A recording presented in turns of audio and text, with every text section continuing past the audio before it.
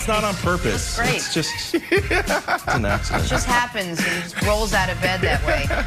Gentlemen, it is Veterans Day, and today we do give our thanks to those who serve and those who have served. And we have a fantastic show for you today. Tons of stuff to get to, and we are going to start this morning in Dallas with the Cowboys. What? Boys find themselves at a surprising 2-7 on the year. The team some had a good shot of making the Super Bowl. Instead, they got a good shot to land a top 3 draft pick. And if that's the case, could they, should they, would they consider drafting a new quarterback? Here's Jerry Jones on that very topic. Is it crazy to bring up the idea of taking a quarterback with the 3rd pick or the 2nd pick if you may have it? Yes. You asked me if it's crazy to bring the idea up, and I'm answering you, yes. We're playing games here, guys, but it's not the thing to be talking about at all. You know, Dak is our quarterback.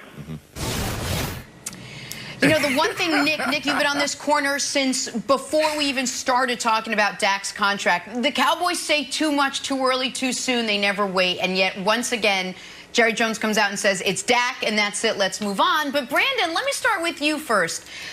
Should the Cowboys maybe be open to drafting a quarterback? Should the opportunity present itself in the draft this year? I had the same reaction that Jerry did. Absolutely not. They have their quarterback. That would be crazy. You have your guy. Nick, I had 18 quarterbacks, so maybe it's because of my experience in the NFL playing with so many quarterbacks. Some of them were good, some of them weren't really good. For that reason, when you find a guy, you stay with him. You're in love with him, keep him, make it work.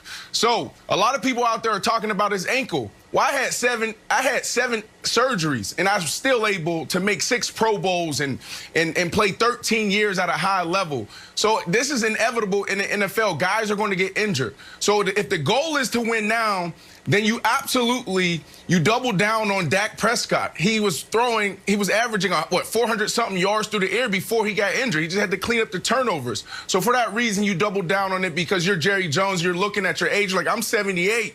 Look, I'm trying to win right now.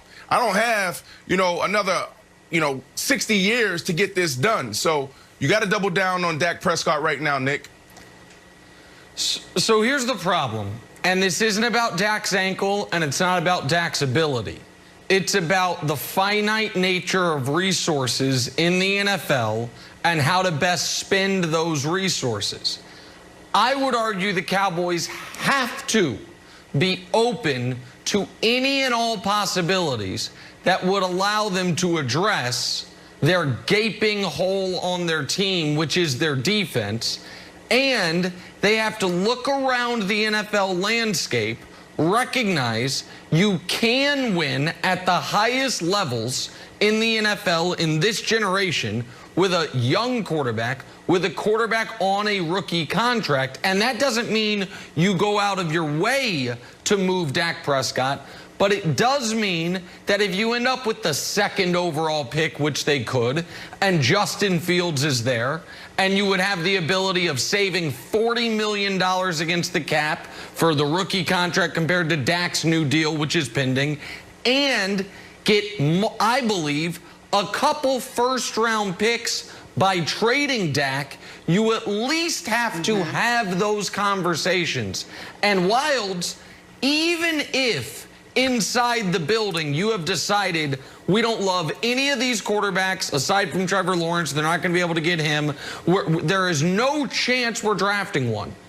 To Jenna's point, you don't say it out loud, because if you do end up with the 2nd pick, you want someone, if you're not going to take a quarterback, to trade you for that pick so you can get extra resources. If the whole world knows you're out of the quarterback business, then they'll be trying to trade with the team with the 3rd pick instead of you. So there's no reason to say this, and Wilds, there's no reason to be this close-minded about it. Okay, are you the same guy that lambasted the Packers for taking Jordan Love? Like, the idea that you're going to move off of a franchise quarterback is bonkers to me. And I don't think that, like, the GM pipeline or the GM listening pipeline is necessarily watching First Things First or all these shows. Like, they know it. They know that Jerry Jones is in love with Dak. He would do more harm in saying anything other than it's crazy. It's obvious Dak's our guy. Yep. So yeah, let me. look, can I just throw something out? Real quick, Brandon, go ahead, Nick, and then I'll jump in. Go ahead. Just you use the Packers example. If the Packers were coming off an awful season, drafted Jordan Love and traded Aaron Rodgers, that is a totally different universe than coming off 13-3 NFC Championship game, draft Jordan Love and keep Aaron Rodgers. So to me, those are, Jenna, those, just to respond, those weren't apples to apples comparisons. The Packers tried a half measure, and half measures are almost always the wrong way to go. Sorry to interrupt you, Jenna. Go ahead. No, of course. But, Brandon, let me ask you this. We keep talking about how in love Jerry Jones is with Dak Prescott. Jerry Jones has had the last 3 years to sign Dak Prescott. If he was so in love with him, if he was so willing to just pour all this money into their future, this deal would have gotten done. It was over an extra year. Jerry Jones would have said, you're my guy, let's do it. So I find it hard to believe that he's so tied into Dak Prescott that he's like, no matter what happens now, he's our guy. He had his guy. He could have been signed, locked up, and finished already. Jerry Jones is in love with a lot of people in that locker room, but Jerry Jones is also one of the most savviest businessmen out there. That's why he owns the Dallas Cowboys. That's why his team is worth more than any other team in the NFL.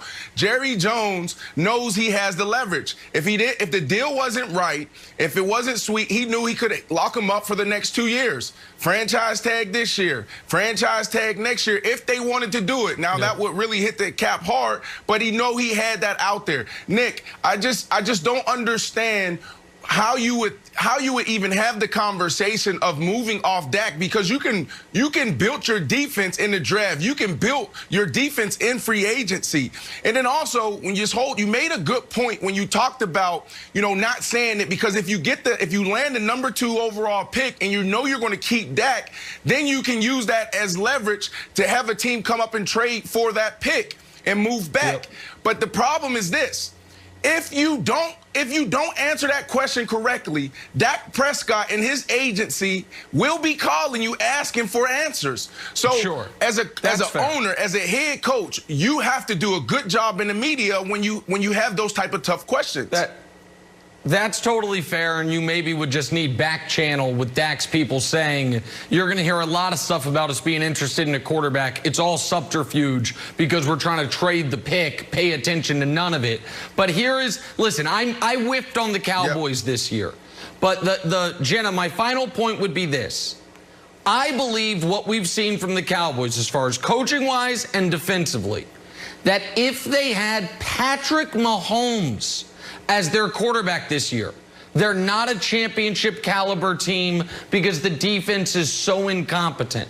If that's the position you're in, then you have to look for any and all avenues to address the defense. And yes, the draft will be there, but free agency will not be there, Jenna, if they sign Dak, because they're already up against the cap, and then it'd be $40 million per on their quarterback. That's a great point, Nick. All right, we got to take a turn because of the highlight of all highlights, a classic from Masters practice yesterday. John Rahm on 16. The time-honored tradition of trying to skip the ball across the water onto the green. Perfect skipping across the water. But how perfect is this? How perfect is that? It's about to stop. Nick, what would you call this? Stop. Would this be skill or would this be luck, buddy? Oh! I would call this the greatest play in the history of sports. I think this is the greatest highlight.